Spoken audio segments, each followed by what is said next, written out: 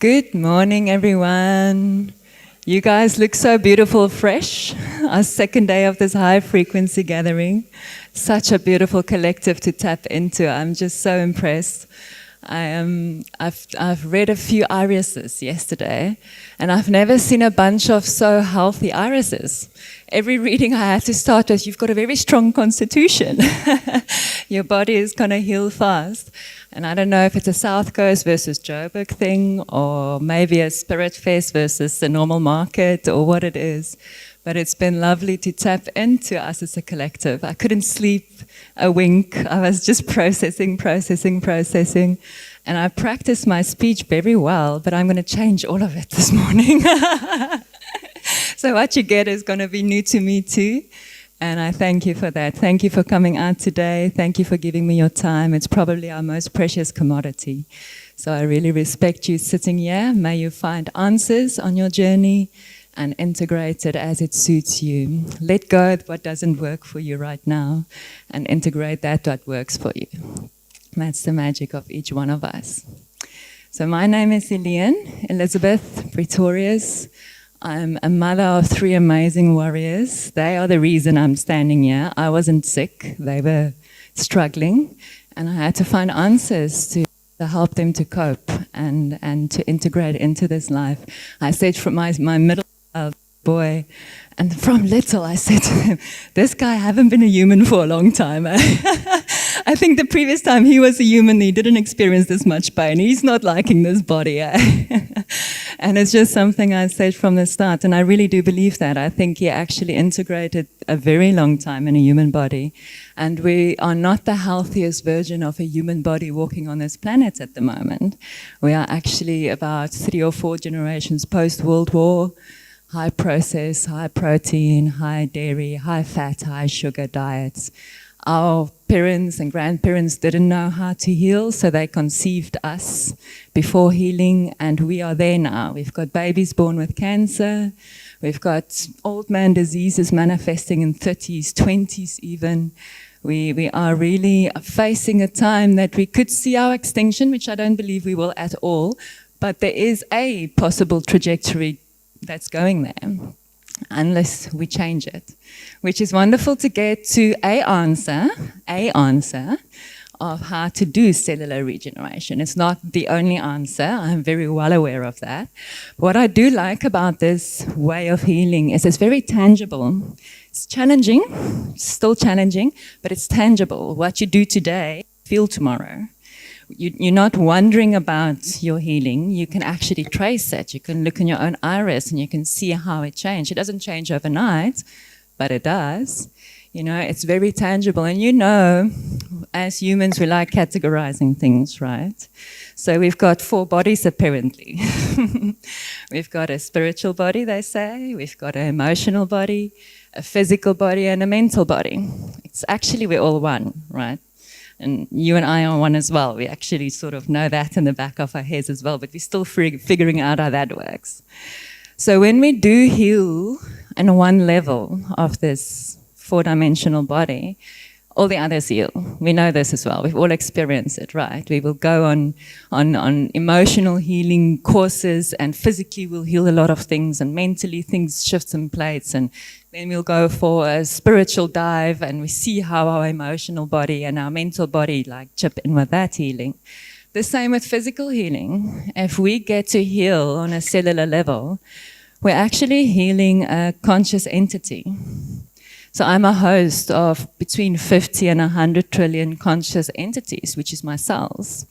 My body exists of cells, all of it. There's some chemistry that is not cells.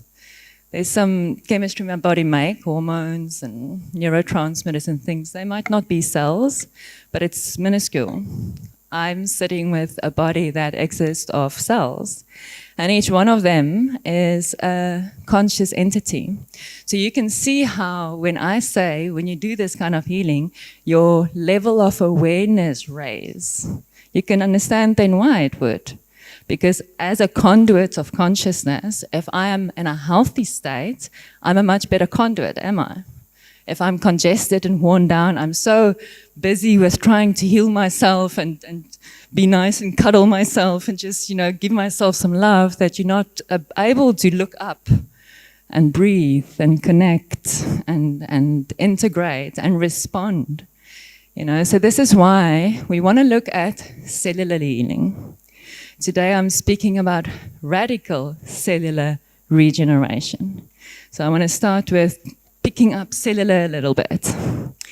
We want to heal on a cellular level because if I can claim I'm a healthy human, it means I'm a host of between 50 and 100 trillion healthy cells. If I can claim that, it means the cells that makes up my liver are all healthy and they deliver a healthy liver. If I've got a healthy liver, a healthy pancreas, a healthy small intestine, a healthy stomach, healthy saliva glands, now I've got a healthy digestive system. If I've got healthy glands and they're all healthy, now I've got a healthy endocrine system. So looking at healing systems is not always the answer. It's going to that building blocks of systems. So if we are cells, what else is in our body? There's two major fluids. There's the lymphatic fluid that makes up 80% of the fluid in your body. It surrounds every cell. So the lymphatic fluid has got the privilege to carry wastes away from the cells. Like the cells, like us, we eat, transmute energy, and we have a waste product. Each cell has the same thing. It eats, transmutes energy, and has a waste product. But my liver cell can't up and go to the loo to do its waste product there. It actually needs the lymphatic fluid to come around, pick it up, and swoosh it away, and preferably help it to exit the body, which is where the key is. We'll get back to that. So this is 80% of the fluids in your body. We don't exist of 70% water, like we were taught. It's about 1% water. We exist of 70 to 80% fluids, if it's in a healthy state. Because in the first state of the lymphatic fluid, it looks like the see-through discharge we have that's watery. That's what you want it to be. You want your cells to swim, to float in a watery, mucousy substance that picks up the waste nicely, brings some immune responses nicely, brings some of the other chemistry in the body nicely and unobstructed. That's what we want. That's first level of the lymphatic fluid. Second level of congestion, this is now when your body is not eliminating well. The lymphatic fluid becomes stickier and stickier and stickier. Forgive the English, but that's when you get to yellow snot. You know how yellow snot looks like? That's thick and difficult to get out. Now imagine that surrounding every cell of your body. Is that cell going to be 100% healthy? They're not, And the worst part is the waste that's carried by this lymph has a pH of 3 or lower. This is very acidic. What a baby's bottom look like? That's what your cells start looking like. Third level is when it goes into brown. Now it goes even almost like dry snot. When you have to pick your nose and take out the boogers, that's now what's surrounding your cells. So now you're sitting in a sweet spot where you don't look ill. You don't never have flu. Oh, I haven't had flu for 20 years. If you live in Joburg and you don't have flu in the winter, I'm worried about you. There's a lot of toxins that your body needs to respond to that's coming in daily. You need to have a wet nose. How many dogs are healthy when they have wet noses? How many humans are healthy when you have wet noses? Something to think about, no? You don't want a sticky, dried out, dehydrated lymphatic fluid. That's when your organs there's nothing even to catch their waste. It's just literally they are drowning in their own wastes. The other major fluid is blood. So that's only about 20% of the fluids in our body, and that's the kitchen, right? It brings us the nutrients and the oxygen. So this blood with the nutrients and oxygen won't be able to reach the cells if it is surrounded by dried out lymph. So there's that thing of, it's a double whammy. Waste is not being removed and access is not granted either. So what do? We'll get to that. Okay, I'm just mentioning nerve. Our body does not respond without nerve. Every cell has its nerve that does dynamic movement for that cell. If the islets of Langerhans cells of the pancreas need to produce insulin, it will not produce insulin if the nerve is not there to tell it to do so. So if your nerve system is weak, your adrenals are weak, and you've been born with hula hoops in your eyes, that shows your nerve rings, that shows that your parents' adrenals was already low, and you were now receiving a weaker nervous system. You know where that nerve ring is sitting in your eye, that's where your body is not responding that well. That is when things start not happening as it should. So nerve is huge. It's electricity in our body. It's a big part of our personality. If you've got jittery nerves, how do you respond to the world? In a jittery way. So many people perceive different people in a personality way. Your emotional body are very much influenced by the nerve quality of the nerve strength of your body. It's another reason why focusing on a cellular level is really helpful. We've built ourselves a crazy society, guys. I don't believe we are victims as much. I believe we are the creators of it. We're the ones sitting with the power of making decisions, where we put our money, where we put our investments, where we put our time, where we turn our backs and pretend it's not there. You know, we've got a lot of biological, small molecular poisons that we've designed in our society. So if you're going to go into each one of those, which is only like one slide, I can probably do 20 slides of what's around us, right? Each one of those, if you're going to now go and, okay, what am I going to do to protect myself against air pollution? Okay, I'm going to do this, I'm going to take this, I'm going to do this. What do I do to protect myself against electromagnetic frequency? Okay, I'm going to do this. You're going to be busy doing things and you're going to have to figure out how they work with each other, how they respond in your body. I mean, we don't have time to figure that out. Why not trust your body? Why not trust that we've got this amazing electromagnetic frequency, biological, I don't want to say machine because it's not a machine, but a machine. It works like a machine, guys. If our elimination system works and our lymphatic fluid are able to drain through our elimination organs successfully, bring it on. Bring it on. I'll prove to you how your body discharges it within 24 to 48 hours. I believe it with my whole heart. Everything I researched to date proves it to me. Everything I've experienced to date proves it to me. I'm on my third 6-month detox since the last 5 years, since I was introduced to this protocol. This is my third 6-month detox. I'm 1 month in with 40 other people that joined me. And every time it's proven to me physically in my face, I'm seeing how my skin has changed within 30 days. There's no way you can tell me it's not happening. This machine is insanely incredible. We just need to get it to the place where it functions the way it was designed to function. And it's not a lifetime sentence to be on this protocol forever and ever and ever, and you can never ever have your bean curry again. You can never ever have your meat again. You can actually with a healthy body. A healthy body can do anything. If you're going to do it daily, you're going to just go again. But if you do it every now and then, bring it on. Bring it on. It's just getting to that place where we have a healthy body. So this is one I think this crowd is very well aware of. It's not something I really need to read even, but it's true. That what we put in our mouth always has an effect. Either good or bad, very seldomly neutral. Very seldomly neutral. It's either good or bad. And you decide, you've got the power. And after this, you'll have more knowledge and probably build on that knowledge and how to apply that. So what does a cell need to be healthy? So listen, we're still doing radical cellular regeneration. At the moment, we're looking at why cellular. So let's see, how do we get, no, first question. What do we need to keep a cell healthy?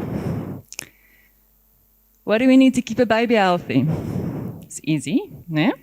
Some love, some sunshine, some nice food, nutrients, breast milk, hopefully. Healthy, alkaline breast milk, otherwise it also becomes a problem. And it needs to have its bum cleaned. Not just its bum, its body cleaned. Otherwise it's going to be a problem, right? It's exactly what life needs on this planet to be alive and to be healthy. It's very simple. Every cell can rejuvenate itself if it's got the nutrients, the minerals, sunlight, water, love. It's that simple. Now, how do we get nutrition to the cell? Is it as easy as putting something in my mouth and we're guaranteed our cell is going to eat off this? Is it that easy? It's actually quite complex. Not complex, it's simple still, but there's a few steps your body needs to have in place to actually get it right, to deliver it successfully to the cell. This body is like a food processor.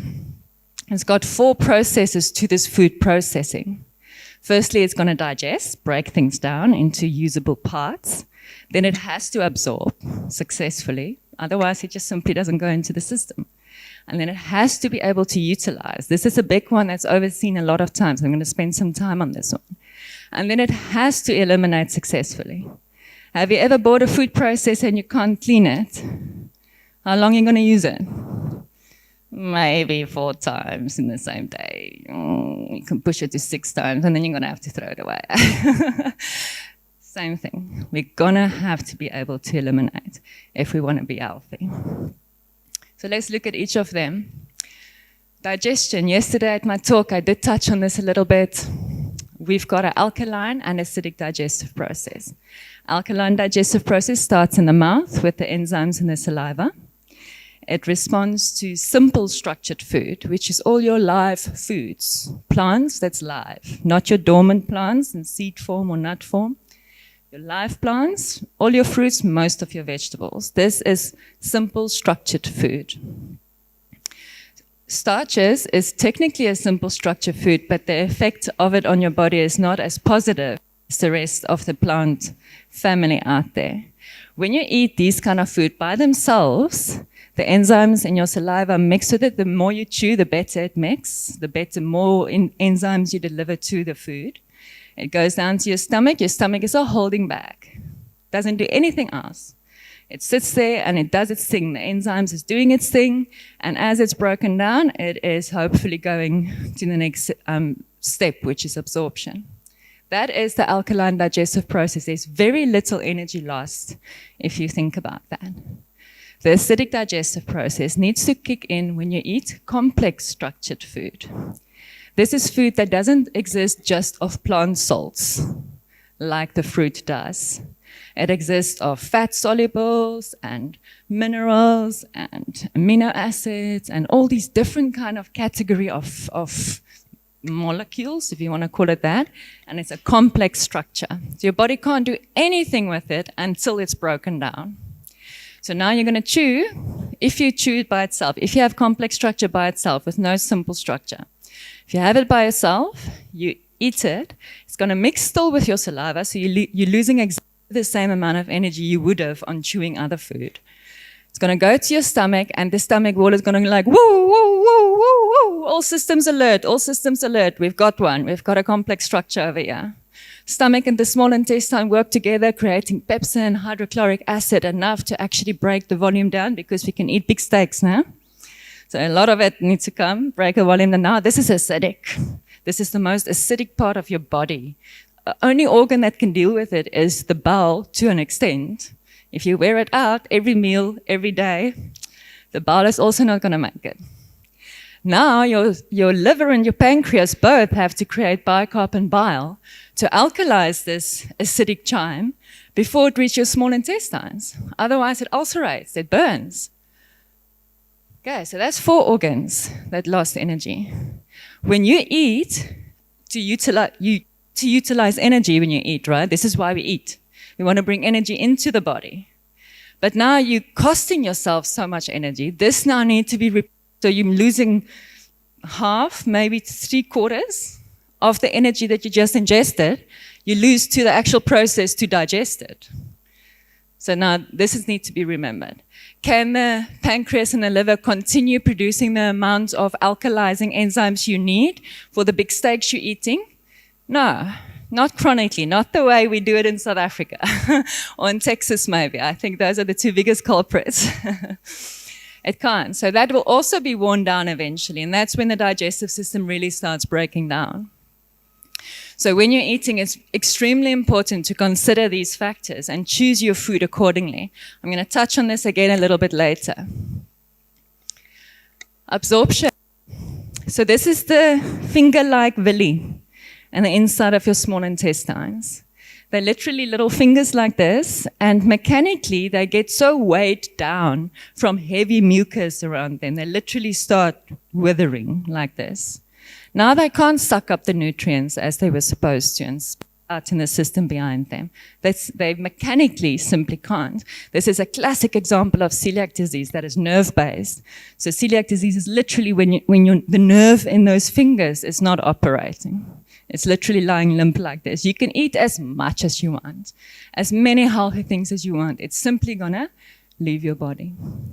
Absorption is extremely important. There's something like a mucoid plaque. Has anyone heard of that? I didn't know about it either. I was on my third 28-day detox of this kind. Just got rid of gluten like forever. This was like, that's it, guys. We had our last pizza, we had our last bread. This is now it. We're moving on.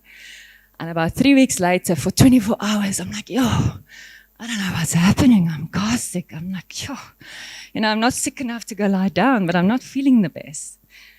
Day later, I'm losing my intestine. I'm like, oh my God, my mom is right. I'm overdoing it. I just went too far. I've just lost my intestine. There's no pain, but I just lost something that's 6 foot tall when it's lying in the toilet. And I'm panicking a bit. And I'm starting to Google, and thank goodness Google had answers. It turns out to be my mucoid plaque. This is a mucus lining that your body develops to actually protect your intestines from abrasive food and acidic food. Now, can you imagine? It looked like a translucent black-gray brain when you look at it. It's like, it was insane to see it. I was so blessed to have it happen like that. Many people lose it in pieces in their normal stool. They won't even know they're losing it. I wouldn't have known it existed if that didn't happen to me. Universe knew I'm doing this, right? It's going to bless me with what I need to do this. So you can imagine now how your absorption is limited if you have this mucoid plaque. And you're guaranteed to have it, especially if you still have grains, not just gluten, grains. Grains is very abrasive some of them are healthy enough for you to every now and then bring it into your life for the other health properties it's got. But if you're going to live on grain every day, meals, integrated, this is too abrasive for your system. Your system is going to have to protect itself against it. Next one is utilization. So this is quite a mouthful. I can do a whole 2-hour talk on this one. I'm going to condense it a little bit for you. This is all about hormone balancing. This is where this comes in. All the chemistry in our body is based on our endocrine glands. And in the East, it's called chakras. In the West, it's called glands. If you go into the understanding of what the East understand of chakras and what the West understand of glands, they are so closely related, it's actually quite insane. I always like to say, the chakras is the most physical part of your spiritual body, and the glands is your most spiritual part of your physical body. So that's where the two hardwire into each other. The chakras receive electromagnetic life force, and they signal it to the glands. The glands translate it into biochemistry. So all the chemistry that's produced by the glands, like enzymes, which is huge. So what happens if the doctor tells you you're iron deficient? Go get a supplement. Why are you iron deficient? Do you know how much iron is in the Western diet? Why on earth are you iron deficient? Why don't they ask that question? You know why you're iron deficient. The modern man walking this planet has low functioning adrenals. How many of you have had low blood pressure your whole life? Just have a look. Look at the lands. And I promise you the rest sitting here just didn't know. And most of the high blood pressures are a result of low blood pressures. Reason being the adrenals are so low blood pressure, the top reading, systolic reading, is showing in the functioning of your adrenals. So when your adrenals is low from birth, you've got a deficiency in enzymes. One of these 52 enzymes that the adrenals produce is the glove that your cell needs to use iron. One of them is the enzyme your cell needs to use zinc, to use copper, to use manganese, to use magnesium, name it, 52 minerals. are only utilized by your cell if there is that glove, that the cell can grab the glove, the enzyme, and then the iron can come through. This is utilization. The thyroid and parathyroid are very seldomly spoken about. The parathyroid produces a parathyroid hormone, which is the glove for calcium. So now you're calcium deficient, what do? You take more calcium, and usually it is a soil-based calcium. Oh my God, humans eating soil, imagine. Plants eat soil, guys. Get rid of your soil-based supplements. Use herbs. It's got everything you need. Wholesome supplementation. It's got the magnesium. It's got everything you need in there. Get rid of the isolated, man-made, soil-based minerals. So now you take more calcium. And now you don't have enough of the parathyroid hormone. What happens to that calcium? It mixes with the excess phosphorus. And you want that to happen in your bone matrix. That's how you build bones. You don't want that to happen in your kidneys. That's a stone. You don't want it to happen in your gallbladder. That's a stone. You don't want to make it happen. I had this huge burns growth here thingy-majing. How many has growth spurt, like bone spurts? That is the excess calcium that doesn't go anywhere. It's not getting eliminated because your kidneys are not filtering. And it's not being absorbed by the cells because you don't have enough parathyroid hormone. So utilization is a hugely overlooked is the right word, overlooked part of getting nutrients to the cell. So look how beautifully it works. The glands are our operating system. It literally governs the rest of the body because it makes sense, right? As endocrine glands, it produces chemistry for the rest of the body. Exocrine glands like the pancreas produce chemistry for its own functions, but it's also an endocrine gland, and the endocrine gland produces chemistry for the rest of the body. So the pituitary gland is a pea-sized gland, and it's governing the hypothalamus. So it governs your whole nervous system. Pea-sized gland. It also produces the chemistry for most of your other glands to actually work. We all know about the thyroid stimulating hormone produced by the pituitary. Without it, the thyroid won't produce T3s. It needs a hormone to ovulate. You need a hormone to create a baby. All of that needs hormones from the pituitary glands to chemistry to be produced that the others need to receive successfully, translate successfully because they're not congested and worn down. They can actually translate it, and then they'll start producing the chemistry you need. Huge little thingy sitting there in your head. Huge, huge, huge, huge. And it's our crown chakra. We're connected to the crown chakra. Next one is our pineal gland, a little bit further in the head, eyebrow height. Definitely influence our eyesight as well as our dream space, of course, our vision and other dimensions. It helps you sleep, melatonin that needs to be produced by it. So indirectly, it's a huge energy center. Then you've got your thyroid, parathyroid, throat chakra. Thyroid governs the skin, your biggest elimination organ. Your fevers is governed by the temperature, is governed by the thyroid. Many enzyme actions can't take place if you're too hot or too cold.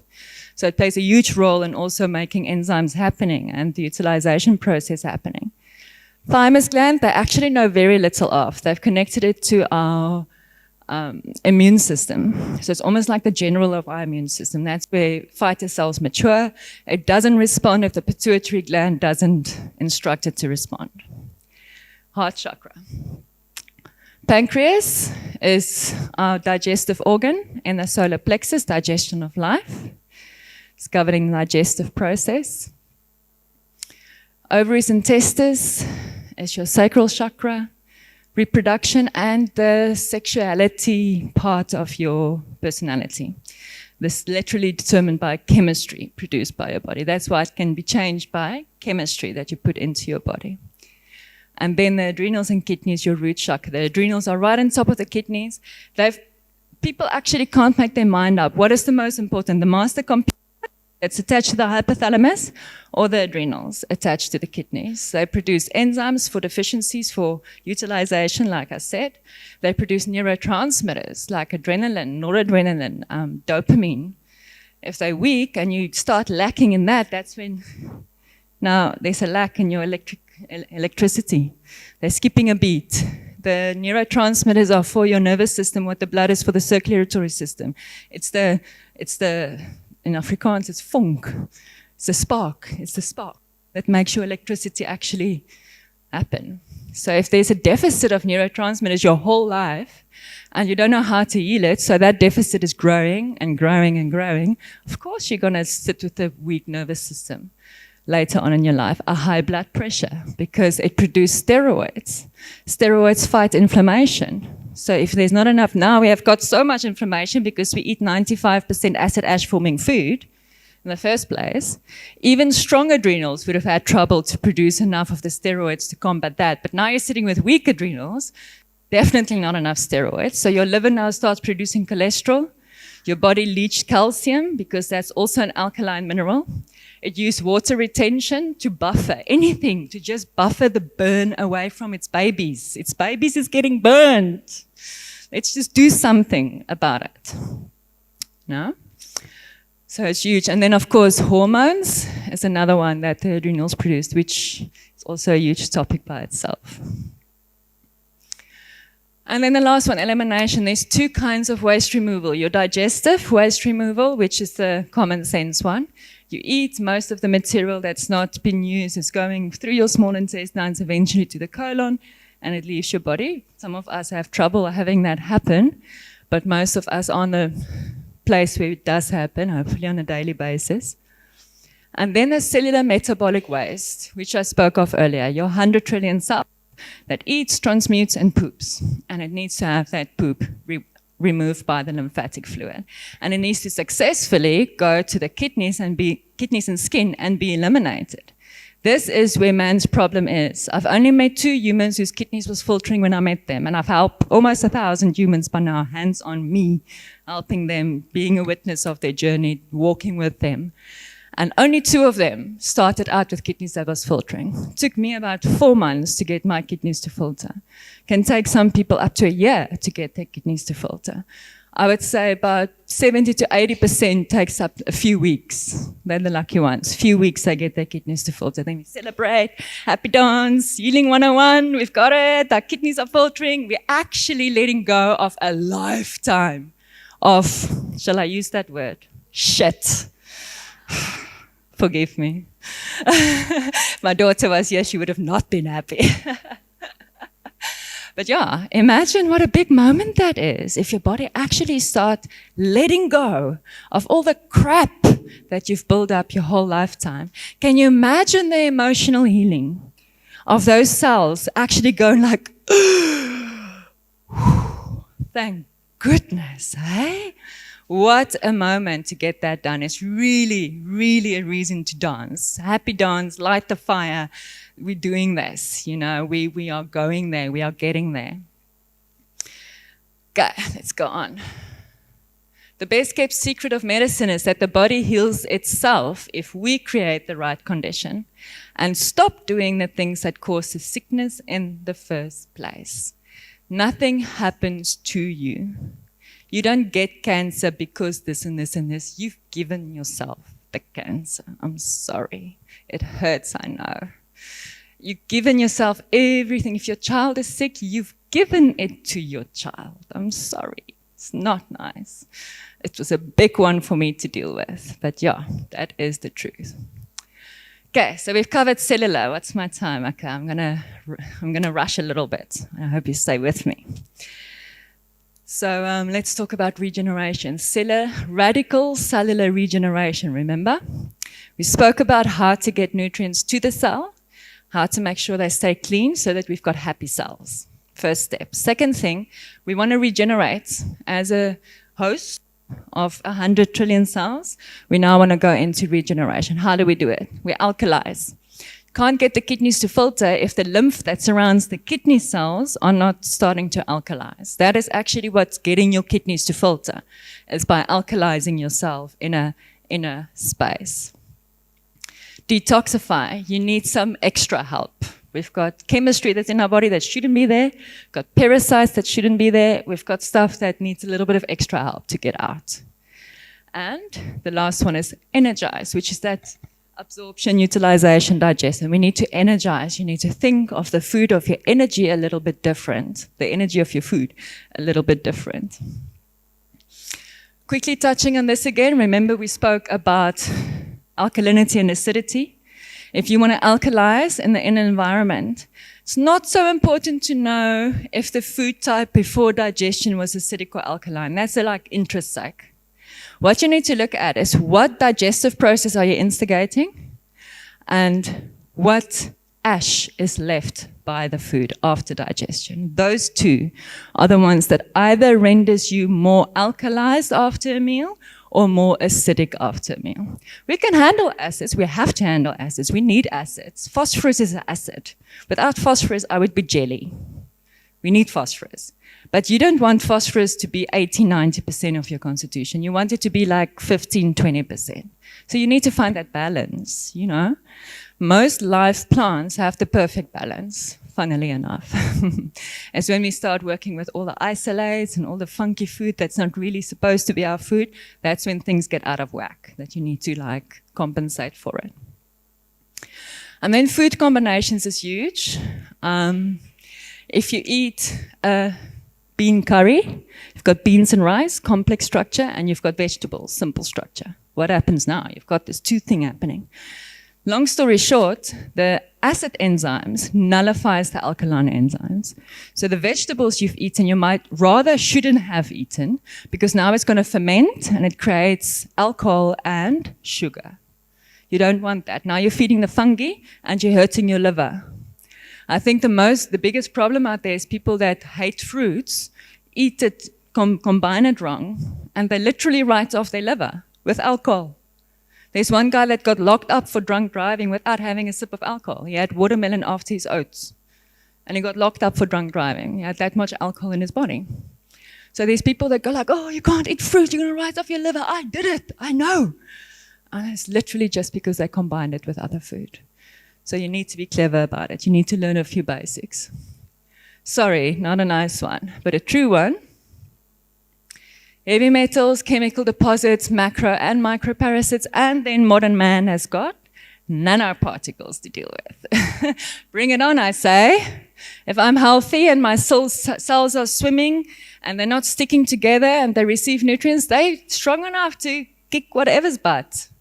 You're not me. Get going. You're not me, I'm not you. Go. Go, go, go. Elimination process, immune system, come. I need some help here. Get rid of this bully. That's how easy it is. This is where we bring in the botanicals to help us get rid of some of the parasites. Symbiotic relationships exist between us and parasites, especially the microparasites. You need fungi if you eat wrong. If you eat and have got fermentation and complex sugars, you need fungi. You don't want to eradicate your fungi. You're going to get obese. And if people prick you, it's going to be fungi running out of there. It's not what you want. If you don't want to change your lifestyle, leave the microorganisms. Don't do bicarb. I mean, I can clean my toilet with bicarb, guys. We can't swallow it. Do you know what a microbiome is in here? Now you want to use a toilet cleaner and think it's only going to kill what? How does it know to pick the good guys and the bad guys? Tell me again. Plants have intelligence. I'm liking to think that. They've got a consciousness, but isolated minerals, I don't want to say they don't have a consciousness. Everything does, right? But it's much denser. I don't know if it's got the intelligence to deal with good microbes, bad microbes. You don't want to hurt your microbes. You need them. Energize. You can work on stimulated energy. That is where most of us operate. We actually stimulate our glands so that it produces more of the dopamine and the chemistry we want so that we can feel better. And whoops, up we go. And what do we need? Stimulated food.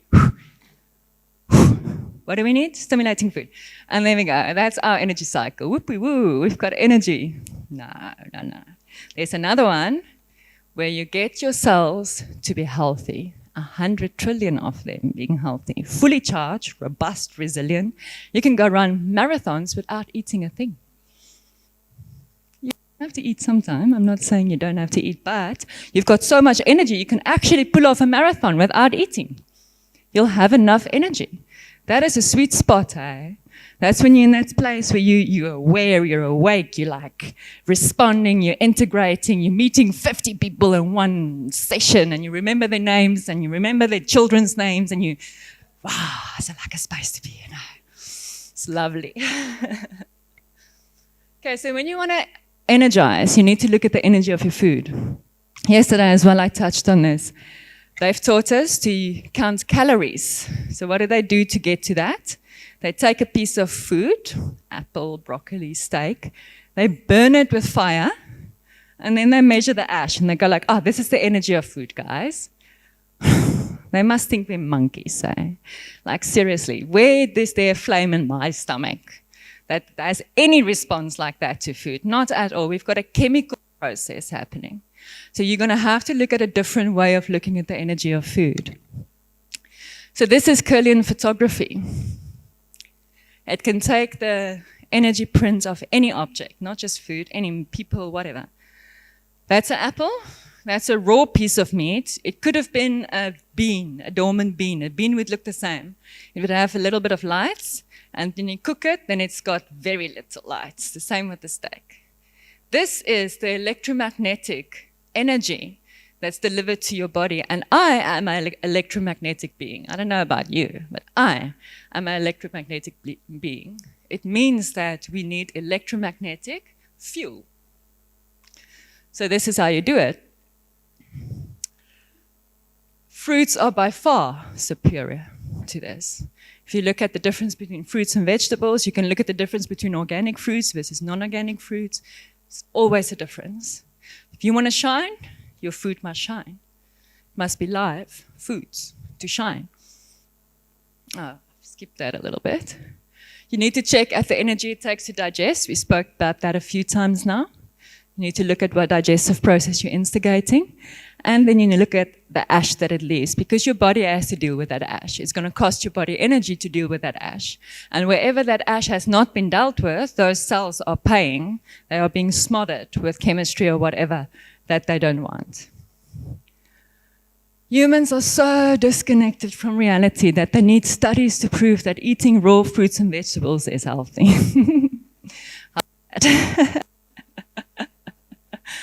So let's touch on radical. Where does the radical element comes in? I'm just going to take off my jacket. Give me a moment.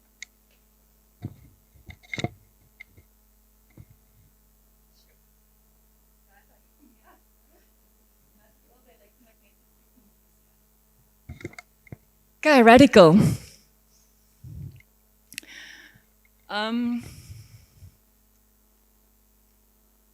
What is the most ancient diet of humans known to us? It's quite funny. You can take any religion. Oh, well, I can't say I've taken all religions. I've taken plenty. And I went like, where do you come from? Where do you come? Rewind, rewind, rewind. Somewhere down the line, you're going to get to humans that eat fruits. You know, you can... Eastern philosophy started with breatharians, then waterians, fruitarians, vegetarians, omnivore. There needs another one. We've now carnivores as well. I've met a few meat-eating humans that doesn't eat anything else. So that needs to be added. Garden of Eden.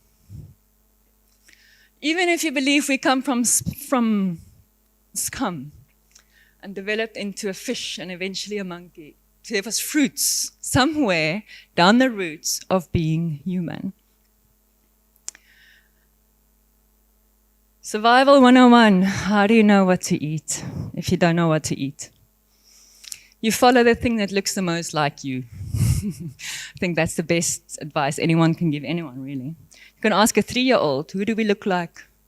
I know I sometimes look like a lion.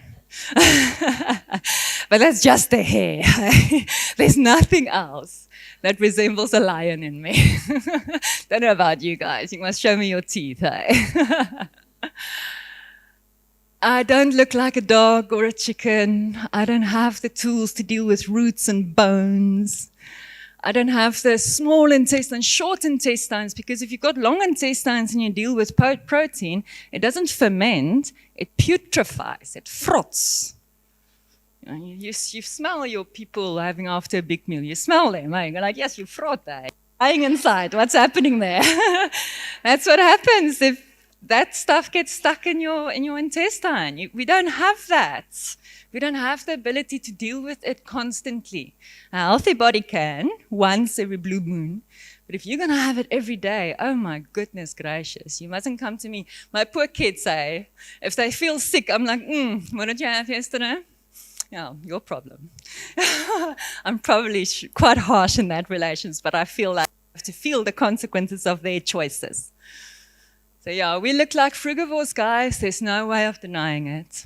We've got exactly the same digestive process. We've got low hydrochloric acids. We've got the same tools. We've got fingers, nimble fingers.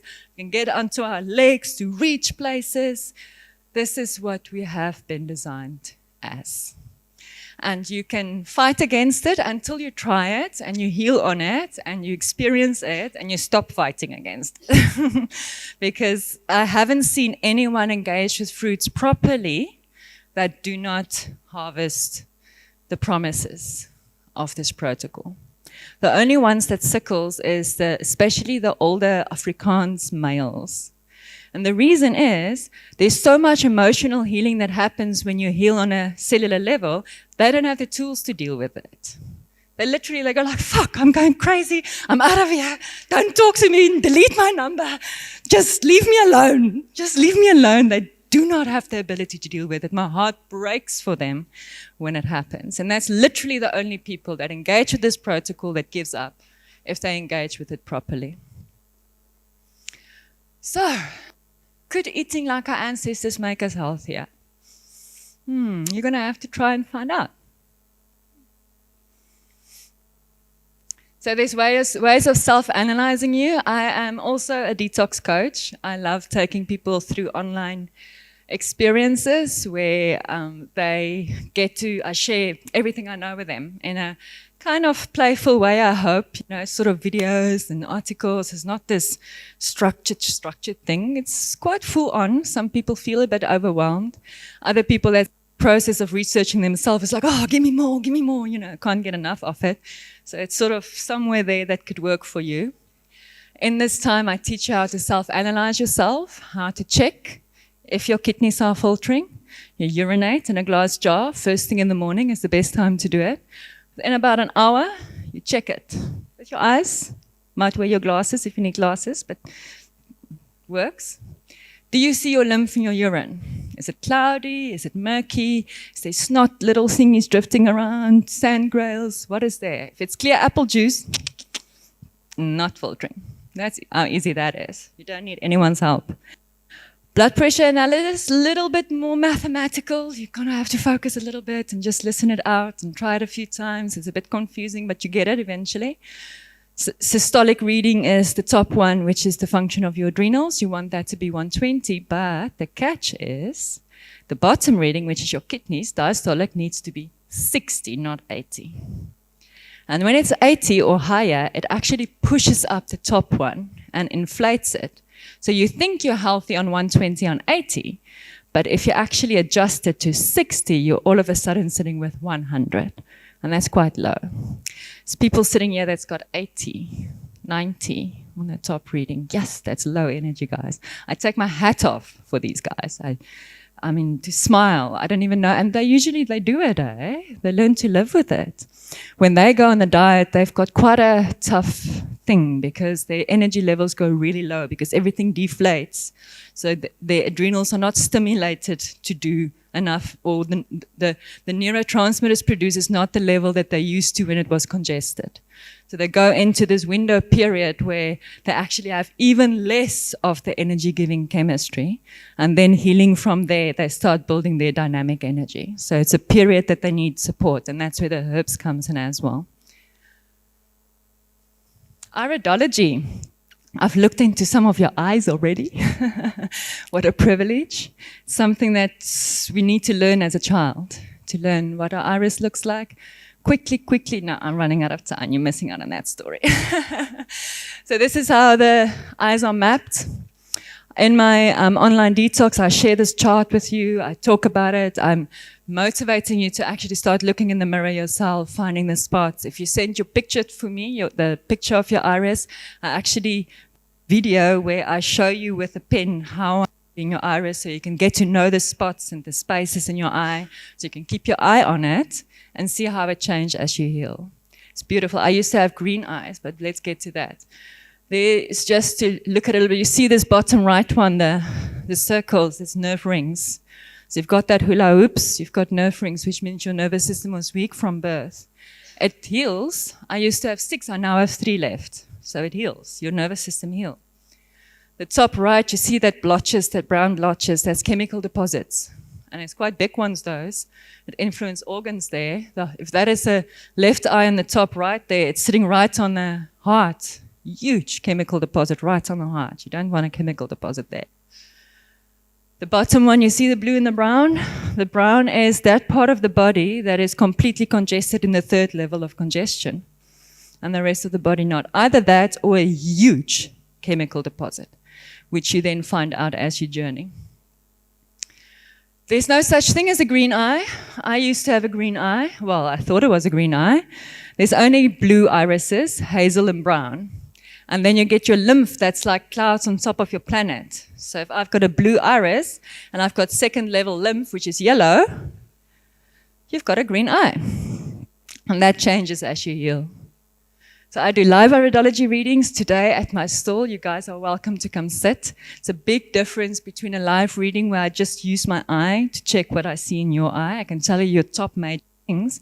But if you send me your eye and we make it big on the laptop like that and I put the chart on top of it, now we're getting into detail, much. It's very, very intricate. It's a beautiful science. Detox specialist, online coach, transformational speaker. That's me. This is the programs I do online. It'll be lovely to have you guys on board. 28-day detox is an introductory workshop that gives you everything you need. And then I've got longer standing periods where people want more support. We're now busy with our solstice to solstice, which runs every year from winter to summer sun.